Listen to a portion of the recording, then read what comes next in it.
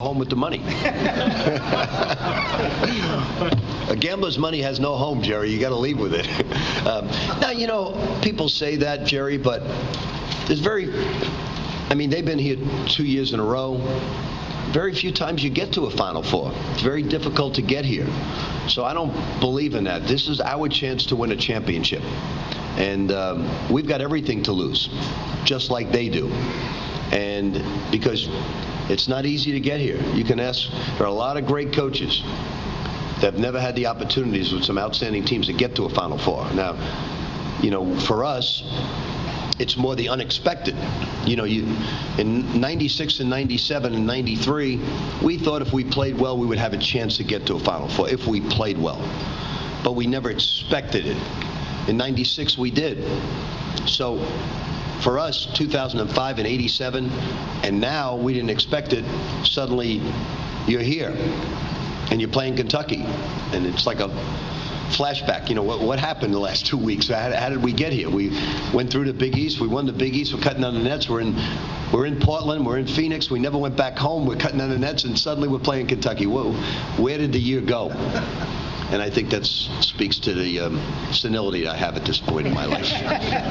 Right over here on the left. The way that this team is built, you have McDonald's All-Americans, but then you have guys like Kyle and Chris, who Chris transferred, and we both kind of walked on guys initially.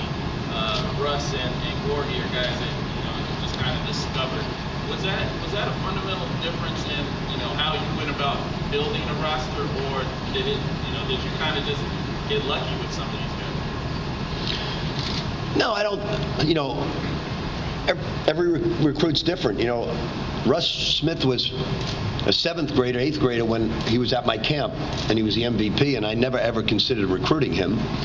And when I went to watch him play, we were looking at J.J. Moore. I never considered recruiting him, and Ralph Willard was sitting right here next to me, and he kept hitting me and said, "That's the guy we should go after." And I said, "Russ Smith." I knew his dad when he was Russ's age. I said, "He's 5'8". And he said, "No, Rick, he was 5'8" in 8th grade. He's 6 foot now." I said, "No, he's not, Ralph." And I called Russ over. "Come over here, Russ." He gave me a big hug, and I stood next to him. I said, "Yeah, Ralph, you're right." He said, "We need to recruit him." I said, "Ralph, we're not recruiting Russ Smith. His father's crazy. I'm not recruiting him." And I watched him play a little bit more. I said, "Ralph," he said, "You're recruiting him." I said, "I'm not recruiting him, Ralph." And finally, I said, "You're right, Ralph. We should take him." And and I said to Stevie Mass, who also was the Nick Ball boy when Russ Sr. was Russ's age, he said, "Coach, we're not taking Russ, are we?" And I said, "Yeah, we're taking him." And I said, "Call Russ Sr. and get him in for a visit." And it was the easiest recruit of all time. We got Russ Sr. and him in, and signed the papers, and that was it. And then Gorky was a different story. And then, of course, Peyton Seaver was a McDonald's All-American. Shane Bohannon was a McDonald's All-American. And Wayne is not playing right now, I'd be honest with you. He is a McDonald's All-American, but he's coming off double shoulder surgery, and he's just starting to come around now. So it's a mix of different guys. Did you ever, how improbable is just that, a mix like that? Is it a rare thing for a team like that to be able to achieve like this?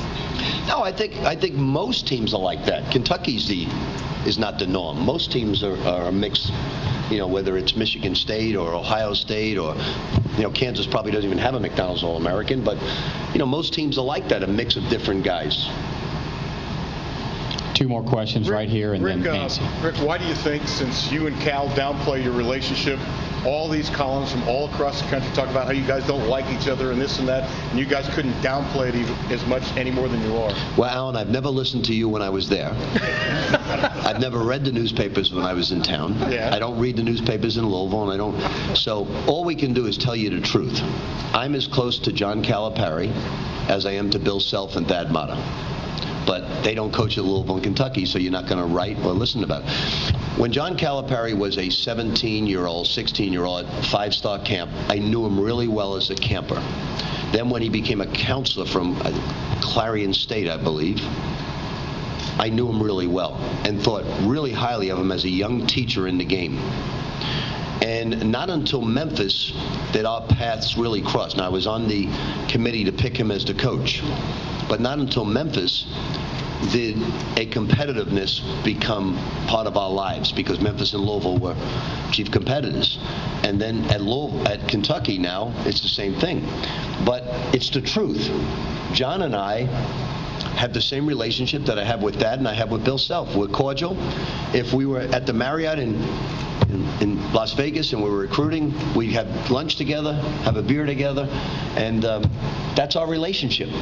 It's not the relationship I have with Billy Donovan or Herb Sendek or Ralph Willett or Kevin Willett or Mick Cronin or Marvin Menzies or Reggie Theus or any of those guys who work for me. Those are my inner circle. His inner circle are Bruiser Flint and the coach of UMass now, a young man who's did a great job this year. That's what it's all about. So there's no animosity. It's just we're competitors and we want to win and we want to beat each other out for recruits. And that's the truth. Now, you can write whatever else you want to write, but that's the truth. The truth speaks for itself.